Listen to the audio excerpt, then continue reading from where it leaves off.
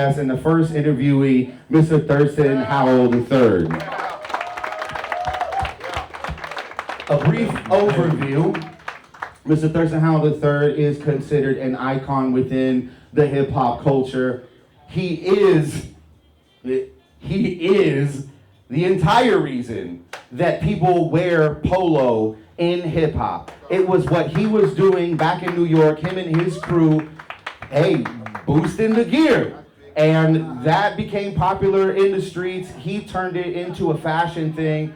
And now this man is the inspiration for even current polo ad campaigns globally. You will see this man everywhere on the side of buildings in Tokyo. This is the man. And I got to sit down with him. I grew up listening to Thirstin Howl III. Big Pun and Thirstin Howl III are my two top Latino MCs of all time, okay? This is one of them right here in the living flesh. I listened to you growing up in high school. Thank you, man. Thank you. If you look up a song I did, it was called Punch Lanes. You can think I'm so whack because I tried to sound exactly like Thirstin Howl, just because he had such a different style when he was coming out. Also, I was a battle MC coming up in this Orlando scene and trying to compete with everybody and look up and hunt down other MCs. And that's when I also found out that my man Thirstin Howl is a freestyle monster, a freestyle animal who can also do the same thing. And I was a big fan of the entire Lyricist Lounge movement and all of the people that came through the Raucous Records movement. All of that you were a part of in hip hop is what inspired me to do all of this. So thank you very much. Just one more time, y'all can give it up for Thirstin Howl III. Thanks for having me, man. Thank you for having me. So, you have a personality that people gravitate towards, and I noticed that in certain people. Like, they're coming through grind time. There's just certain people that'll always stand out, and for some reason, when I'm around you, when I see the things that you're doing, I see all of these people gravitating towards you, and you would think, you know, from a rapper's standpoint, it's the outgoing, like, loud, monstrous MCs that get all the attention. But, like, I'm kind of afraid of you because every time I see this man, he's, like, super calm, collected, and like, he's this notorious MC and this dangerous MC and this master, but you seem so, like, peaceful. Like, what is going on in your head? Like, why are you the monster that you are and able to be so calm? Being time. It's truth. You learn patience, man. You know, I'm a 56-year-old MC. And not many MCs are able to say I'm 56 years old with the same hunger that I had when I was 25. And part of that is learning patience, learning to be humble, and learning to contain myself, because I'm a very aggressive individual. So I know there's a specific time that I should let it out. So any other time, I preserve my energy as a 56-year-old man until it's time to attack, and it's on. You know? Yeah. Don't piss at his Cheerios. He'll come after you. Your ability to keep pushing your merchandise, like, not only you're doing the streaming, but I see you do a lot of direct to consumer. And in this new age of technology, those that are selling direct to consumer are actually a little bit a step ahead of the game. You come up with so many ideas. Like, what keeps you doing that? Is there ever a block, or does it just, this man, since I was a kid, hasn't stopped releasing songs and merchandise and all different kinds of things. Like, everything that you come out and you put out, people want a part of, and they want to be a part of it. What is your process behind that? What keeps you being that creative? First off, my name is Thirstin because of that, because of my hunger, because of my appetite. And I've always adapted the motto of evolve or dissolve. So if you want to stay in this, you got to flow with the current times, as well as remain true to your source of doing things. Like, I don't follow nothing anyone is doing. I go against the grain, I look the other way, and I create my own path. at all times. I don't care what the next man is doing. I'm not trying to emulate anyone, even down from being an original MC with an original style, an original image, which when I came in the game, I came as myself. I didn't try to portray anything except the character of Thirstin in rap, because I'm a big fan of Dana Dane. I'm a big fan of the Rapping Duke. I was a fan of all the character MCs, and the one thing I made sure of when I became a rapper is that I did something different, and I remained original to this day. Even as versatile as I am, I still remain original no matter how many times I switch my style. And I believe in that. I don't think I've ever seen an MC with this extent of versatility. I go from one extreme all the way to the other. And that's the way to really stand out within the crowd. But I stay true to myself, and I stay true to the craft. I stay true to the culture. That's the number one thing. I was born before the culture was born. I got a chance to see everybody come through. I got a chance to study everybody, not as a fan, as a fiend, like it was crack. And that's what makes me different. That's why Thirstin got that name. Because I hunted rappers down. I stayed outside the tunnel. I stopped going inside. I just wait for people to come out, and I make you battle me. So that was my hunger, and that's the stuff. But I also was an artist that I didn't get a record deal. No matter what the fuck I was doing, I wasn't getting deals.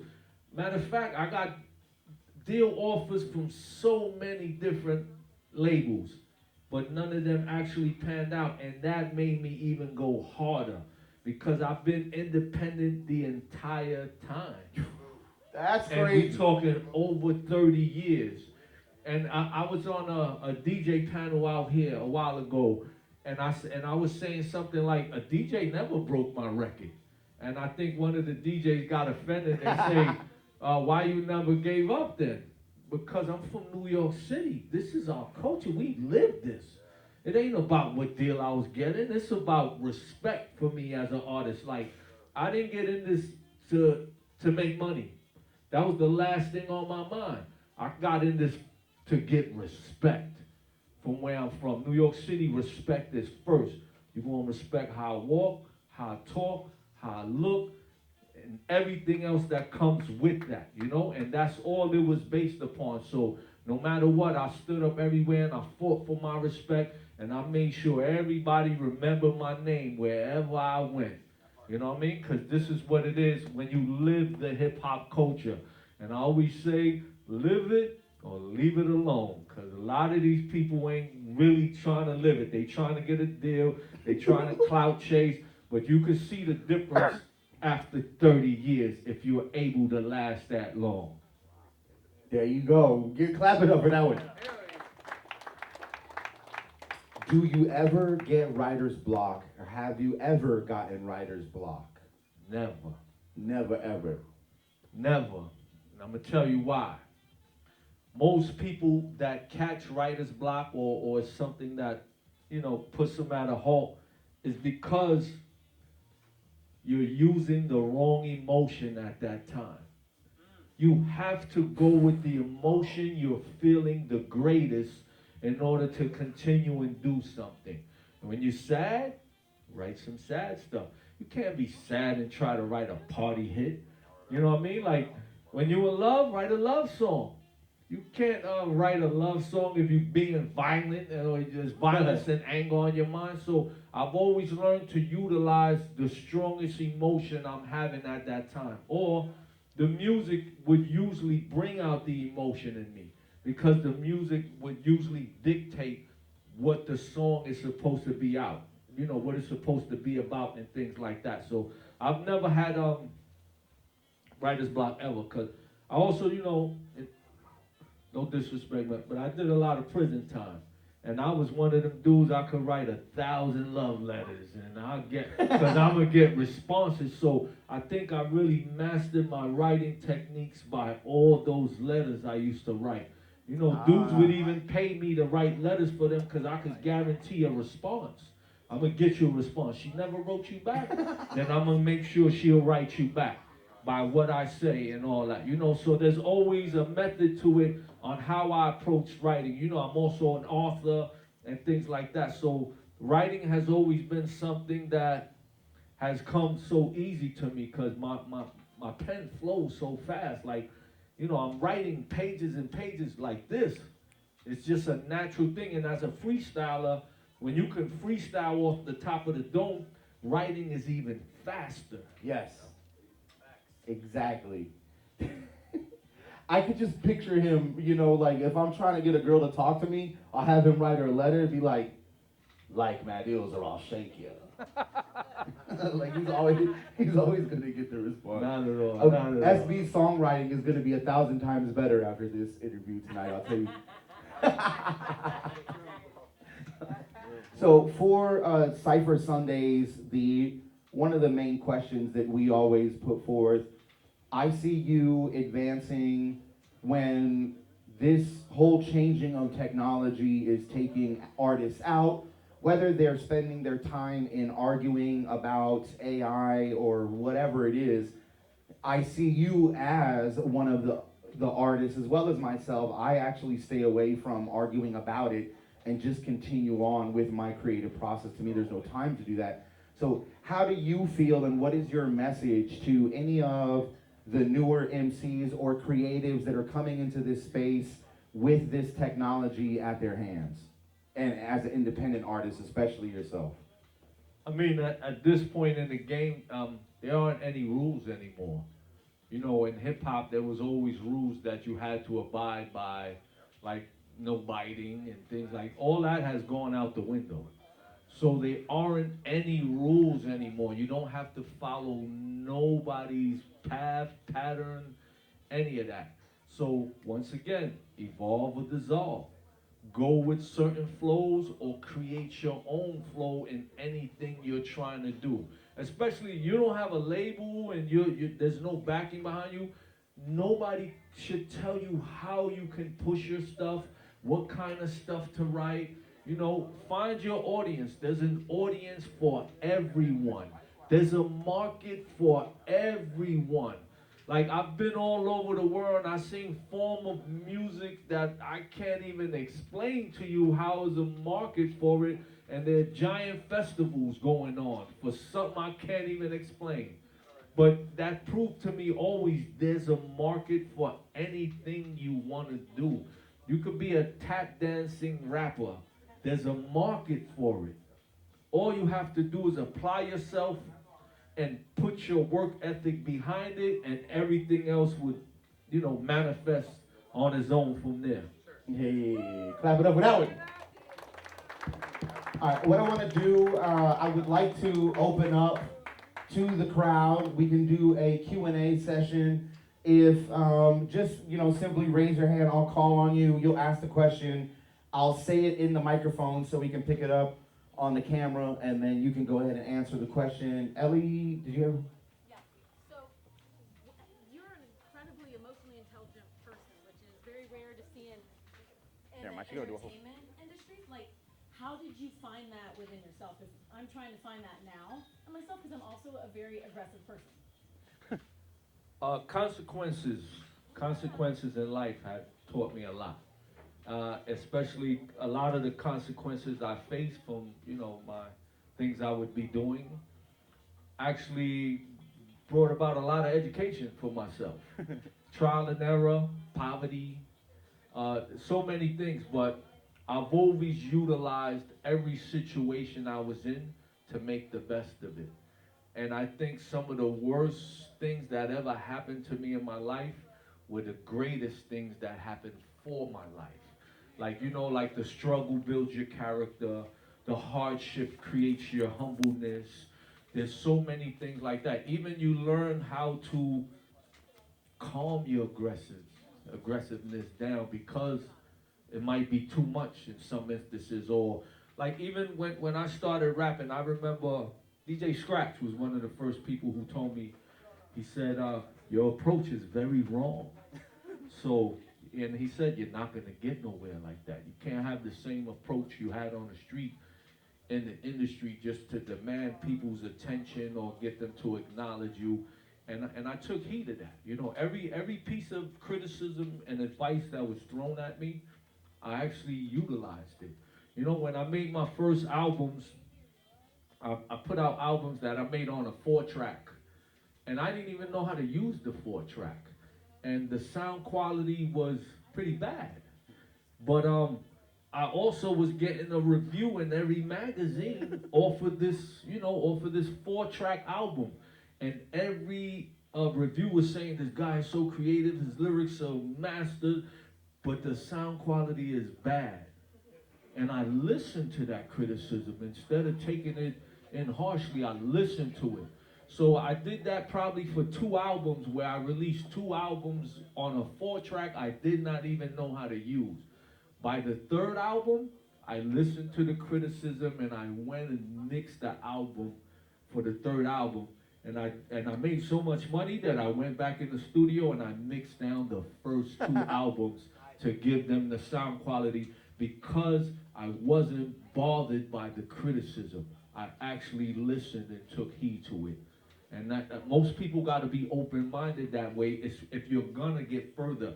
You can't be emotional, because most artists are very emotional about their music, their product, and everything else. But sometimes you have to listen to the criticism and apply it to what you're doing. There's nothing wrong with that.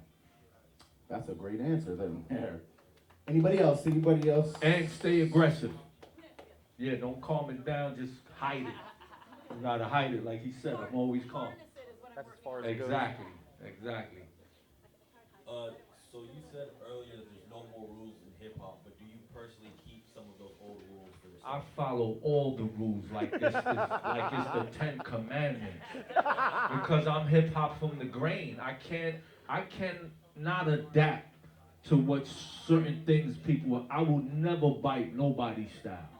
I would never bite nothing. That's like the #1 rule in hip hop. I would never try to sound like you, look like you, be like you, emulate you, any of that. I would be influenced by something you're doing and try to take it to the next level instead of trying to emulate you. You know what I mean? And I think that's what a lot of people are lacking today, and they don't even have the self-respect for themselves. Look how fast it is, like when the Biggie blows up, they looking for the next guy to sound like a Biggie instead of looking for another original artist. And that happens so much in the game. I remember there was like a clone Public Enemy group back then that had the same sound and everything. You know, but that happens so often. Just stay true to yourself and, you know, follow the rules in your heart, which should apply. Because I know a lot of the new generation, they don't understand those laws and those rules from the past, because you didn't get a chance to actually live there to know how important they are. But I did, and I'm going to keep abiding by those laws and rules. I live hip-hop like it's a religion. For me, it's nothing else but a religion. I'm not even a race anymore, because I'm hip-hop, and that's all that matters. I don't want to be divided. You know what I mean? I want to be within the culture, and we should all be one within this culture, because that's what it was intended to be for Negate, a melting pot. Hey, I want to add on to that. Rule #1, never go into a 3-hour World of Warcraft raid under-geared. Okay. any other questions? Are there any other questions? Here we go. Well, y'all like that shit? Fuck y'all. Hey there. So I'm a musician who studied very theoretical, analytical, mathematical, scientific. Wow. I understand hip hop is a part of the artistic musical realm, but one thing that I do really realize is that in the culture of hip hop is that there's a lot of emphasis on street smarts in contrast to book learning and whatnot. I remember growing up, I was always on the other side of the room of my improvisatory friends who were much more speaking from the soul when I was speaking from a textbook. Mm-hmm. So what do you think is the relationship between old school book learning and street smarts, as I assume people would describe it? What do you think the relationship is, and where do you think we could draw that line as to, where can I define myself as a street smart hip hop rapper, and where can I define myself as a book learning, and how can I draw that line for myself? That was a great question, man. That man was in. The street smarts are the actual experiences. The book smarts are what's being taught. It's not always the experience. Now, one thing I've always tried to apply to myself is to have both. When you have both, you're dangerous. You're dangerous because it's almost impossible to be both in so many arenas. Because a lot of times it's the environment that produces you to look at one as greater than the other. Certain environments will say, without college, you're nobody. And that's the book smart. And then when you come from those rough environments, they look at the book guys like, you're not gonna survive here. But you have to look at them equally. They both actually matter. But it's the environment you place yourself in that defines how much it matters. You know what I mean? More than anything. But I would always encourage everybody to seek both. Now, they say the streets is over, right? But you can't say that if you're not in that environment. Because the only way to survive in certain places is to understand the rules and the laws of where you're at. But that was a great question, man. But seek both.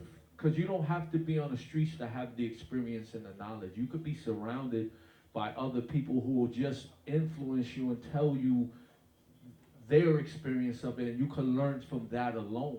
And that's what a lot of the kids of today, they refuse to listen to the experiences of the people of that. Like my son tells me, oh, Dad, that was 40 years ago.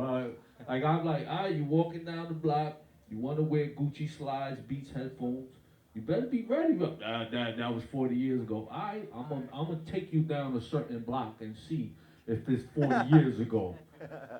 But I also made sure that my children are not within that environment to have to worry about that. Worry about those books. Worry about that college. Because this is the only thing that's going to matter right now for your future. You don't always need to be in the street. If you come from the street, then it's understandable.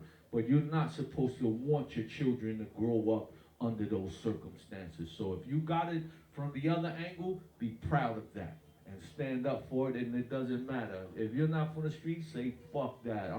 I'm in these books. This is where you should be, And if Figure got a problem with that, he'll handle it. Yeah. Yeah, give it up. Give it up one more time. That was a great question. I like that a lot. All right, we got time for one more question. SB, the anomaly. Let me pass you the mic.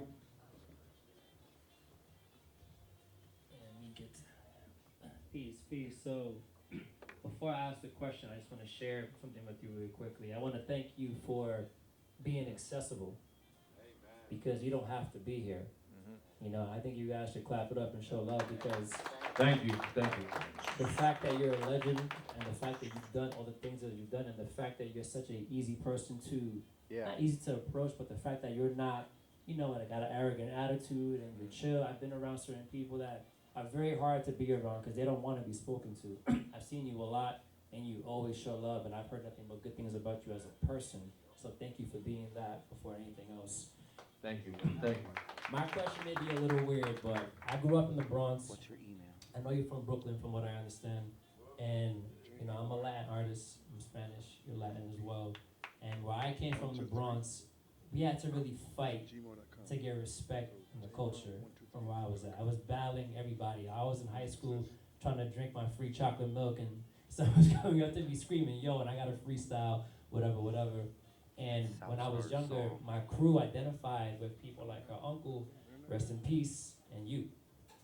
And then I remember I saw you at an event, and I was bugging out, like, yo, that's Thirstin right there. So I wonder, from your experience when you was coming up in the 90s and you was doing your thing, as a Latin artist in hip-hop and the culture, how was that experience for you representing, for Puerto Ricans as a hip-hop artist? Was it difficult? Was it not too much of a pushback? Like, what did you go through as an artist coming up doing your thing? I came up in the 70s and the 80s. And I was on the street first before I was a rapper. And I went everywhere and I fought everybody on the street, everywhere. So when I became a rapper, it was easy to walk through. Nobody fucked with me, nobody tried me. I was already famous for being on the street.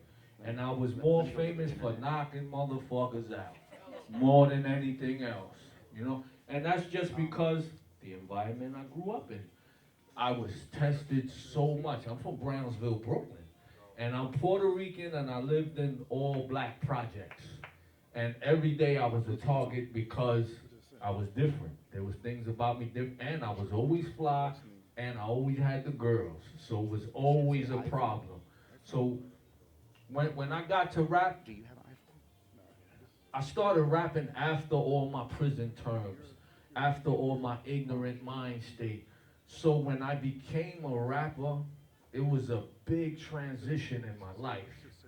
You know, I also worked several programs in prison where I taught alternatives to violence and aggression programs, the Jim Brown and Mary Can Foundation for Social Change.